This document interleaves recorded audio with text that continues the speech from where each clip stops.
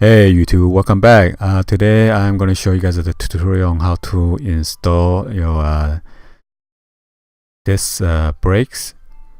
Today I'm using the Duralast Max 14 millimeter, and you got to use the 14 millimeter socket in order to remove the caliper, the brake caliper right there with the piston.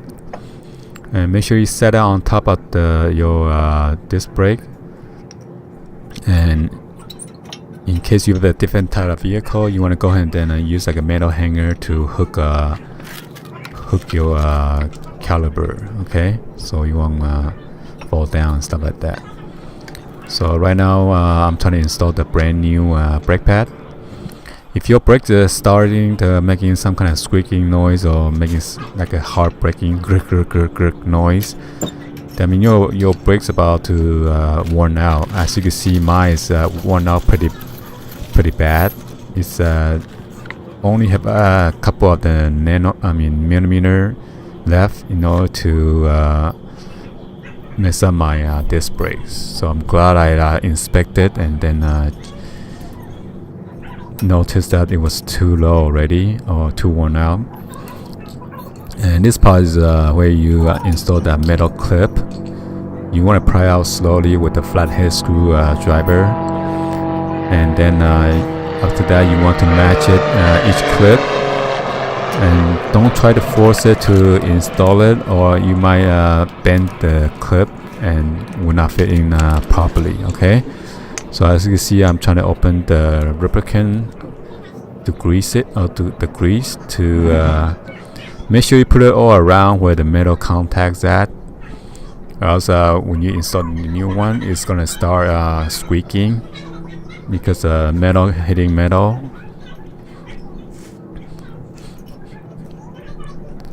And when you want to install the new brake pad, you want to put it in like a slanted angle, and you also want to maneuver the metal clip. Sometimes it's kind of warp, it not allow you to fit in properly. So as you can see, I tilt it in one angle, and then it's gonna go in smoothly. So try not to force it too hard. The more you force it, then it's not gonna fit in easily. Okay, see, it fit in nicely now. And make sure you push in all the way in, because the disc is making the brake pad not going all the way in, so you might give a push a little bit. And the inside, it's kind of hard for me to see it when I was trying to also film it at the same time, so just jiggle it, and then you will fit in nicely. Okay, and for you to push back in the piston, you gotta use a C-clamp right here. Okay, at first I was gonna use this brake pad, but it was too thick. Unless you have a bigger C-clamp, you could use your old brake pad to push in evenly. But since I've been doing this a couple of times already, you just need to use a C-clamp and just clamp it on the top of the piston right there, and just do it slowly. It will automatically goes in nicely. And you don't want to do it too fast. Okay, just do it slowly, because right now when you squeeze this in right now, it's pushing your brake line fluid, so your reservoir is gonna push it up all the way, so might be showing full instead of a little bit low on your brake fluid. Okay, so as you can see, now I'm almost finished, because the new brake pad is very thick, so you gotta push in all the way in. Okay, so now I'm all done, and then you just need to lubricate it with the more grease, because this is moving parts, and you don't want it to squeak when you try to brake. So make sure you go around where all the metal parts at, and then put in all the grease nicely. And now I'm putting the two bolts that's a 14 millimeter bolt, and then try to tie that out right now. So finish this driver size brake pads.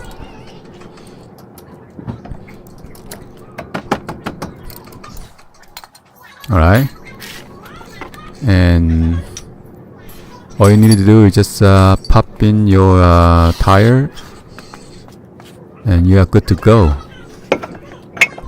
And when you put in your tire for the nuts, you want to go in like a star pattern, so you go in evenly, and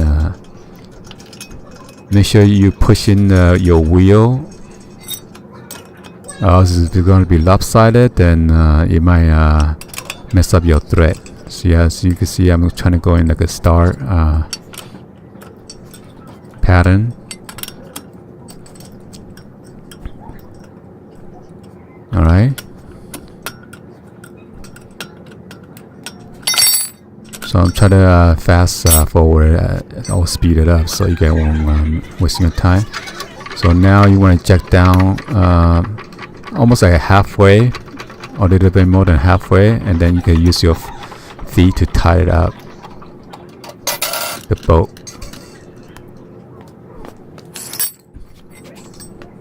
So now I'm going to use my feet, go around the camera, and then give it a couple of push, and that's all you need. You don't want to over tight your nut, because it's going to be harder to pull it out later on, because when you dry, somehow you make the screw or the nut more tighter. So now I'm removing the jack, and then I'm going to place a 2x4. I have a 2x4 on all of the 3 wheels while I'm working on this one. So I went to the other side, and then take out the 2x4 and then put on this side. So if you park at the hill seat driveway, you want to go ahead and put this on in case your car roll back. Okay. And now I'm working on the passenger side right now. As you can see, I'm jacking out the car a little bit and loosening all the nut. And then after that, I'm going to jack up higher until the tire is out of the cement or the concrete. And I'm losing all the ball with the hands. On getting the new brake pad moving from the driver's side to the passenger side now. So now you see all the people talking in the background. Anyway, so taking all the top bolt first before you move the bottom bolt, because the bottom bolt is the wheels like somehow make one of the bolt tight, so you might push in a little bit or loosen more. See, I'm giving like a support for the wheel so it won't push out. So this will be the same thing, taking out those 2 bolts from the 40mm bolt from the brake caliper, which is pretty easy. Well, make sure you have all the tools before you go ahead and then start on this. You need a C-clamp, that's most important, or else you can never push back the piston back to its original place. So you gotta be careful when you move this brake caliper and just sit on top. And now I'm breaking separate the brake pad. As you can see, very worn out. It's kind of cracked already.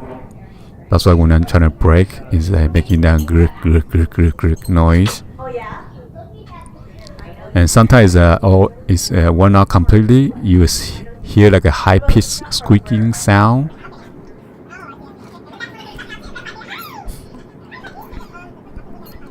So since I purchased this from AutoZone, you get a lifetime warranty with this. You just need to just spend your time on your labor to take in and out of your car. That's all. Oh, another thing I forgot to mention is before you work on your Prius, this is a 2007 model. Before you work on your Prius, you want to go ahead and then move your smart key or your fob key away from you. You don't want the brake automatic lock in, because this is has a smart key. Once you get close to it, it just engage the brake. So you want to move it like I put the key inside the house, so it won't automatically lock in, or sometimes your warning light or your ABS light might come on. So just make sure you're aware of that. Okay. So as you see, I put it in a slanted way, and then for the pad to go in, and make sure I grease it up all around the metal parts. That's hitting metal against metal. And I'm working on the inside, installing it. So I'm trying to get a better view, and then try not to break blocking your view. Taking out more of the grease to put on the piston area, and using a C-clamp to push it back, so you'll fit in nicely with the brand new brake pads now. So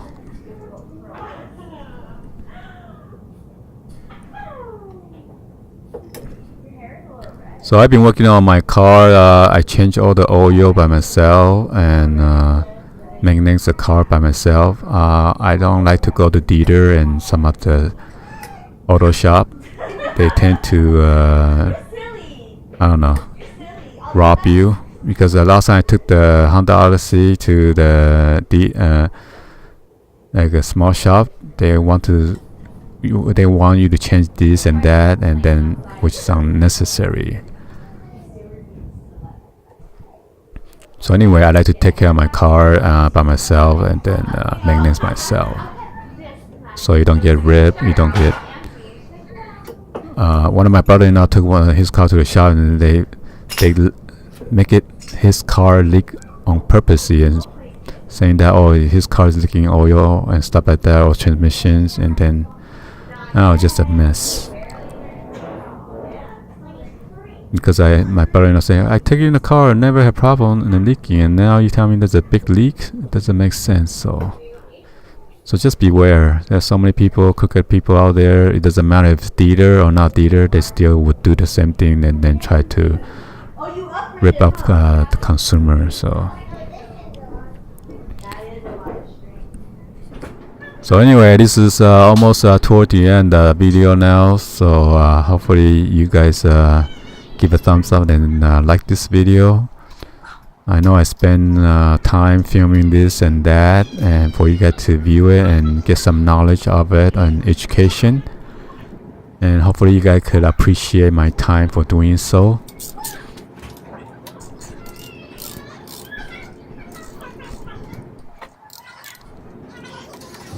So now I'm trying to put in those two bolts in now, and if you like, you could do like your get a torque specification, but mainly I use it with my hand, and I've been doing that for a long time, so it doesn't give me any problem. But please do this at your own risk. Okay, I'm not liable for any of the problem you have encountered or issue that you have created your own or yourself. All right. I'm just a simple guy, try to help you guys out. Alright. So this is almost done now. So I'm trying to put in all the nuts, the lug nuts, and then we should be finished anytime soon now. And like I say, you gotta do in a cross star pattern, so it fit in evenly. Alright. Thank you for watching, and this will end today's video. Please share this with your friend, family on social media, and subscribe to the channel if you guys are new, and turn on that bell for notification. Thank you for watching, and I'll see you guys on the next video. Yeah, please also drop any comments on below. If you guys have any comments or question, please drop it, and then I will answer all my viewers or subscriber. Alright, like always, peace out.